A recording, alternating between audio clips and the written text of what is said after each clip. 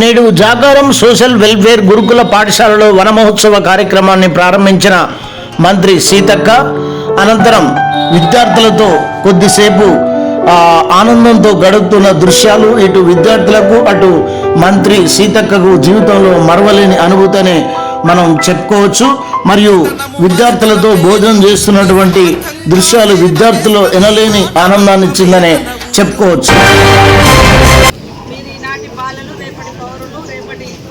మానవ వనరులు దేశాన్ని ముందుకు తీసుకుపోయేటువంటి గొప్ప యువతగా మీరు తయారవుతారు కాబట్టి అట్లనే చెట్లను కూడా ప్రతి చెట్లను చూసి మనం ఎదుగుతూ ఉండాలి. అది రోజు రోజు ఎట్లా పెరుగుతుందా తగ్గుతుందా చూసుకుంటే దాన్ని పెంచాలి, మనం పెరగాలి.